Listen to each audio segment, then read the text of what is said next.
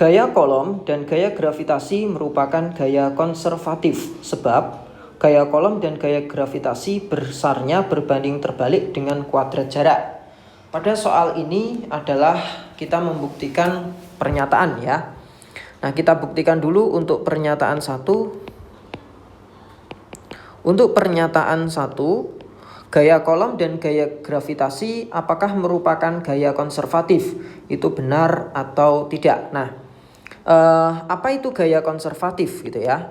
Jadi yang namanya gaya konservatif itu adalah gaya yang tidak dipengaruhi atau gaya yang hanya dipengaruhi oleh titik awal dan titik akhir. Gaya yang hanya dipengaruhi titik awal dan titik akhir. Nah, untuk tahu ya apakah gaya kolom dan gaya gravitasi merupakan gaya konservatif, ya kita harus paham konsepnya ya. Nah, misalkan ini ada muatan positif, ini Q1, terus ini ada muatan positif juga, ini Q2. Nah, tentunya ya antara dua muatan ini akan mengalami gaya tarik-menarik. Nah, gaya tarik-menariknya itu namanya gaya kolom. Nah, kemudian ketika Q2-nya ini saya pindah dari awalnya berjarak R1 nih, kemudian saya pindah ya menjauhi.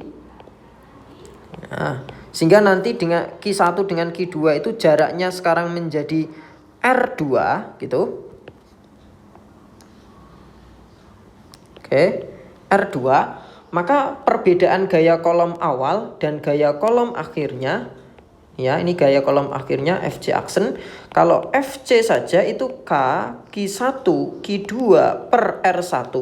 Sedangkan kalau FC aksen setelah digeser ya K Q1 Q2 per R2 gitu ya.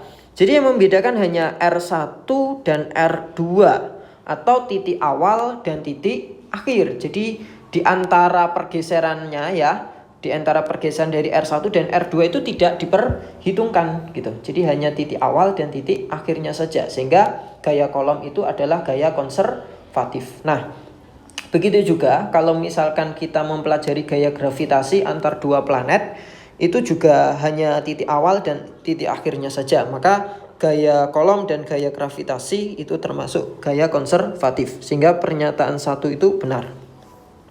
Untuk pernyataan 2, ini berbasis rumus ya. Untuk pernyataan 2, apakah gaya kolom dan gaya gravitasi itu berbanding terbalik dengan kuadrat jarak? Gaya kolom itu kan rumusnya K Q1 Q2 per R kuadrat. Sedangkan gaya gravitasi ya itu G M1 M2 per R kuadrat. Nah, kita bisa lihat gaya kolom berbanding terbalik dengan jarak kuadrat. Gaya gravitasi juga berbanding terbalik dengan jarak kuadrat. Sehingga pernyataan 2 juga benar. Cuman pernyataan 2 bukan menjadi sebab kenapa pernyataan 1 itu benar ya. Sehingga nomor 40 ini benar-benar tapi tidak saling berhubungan, sehingga jawabannya adalah B.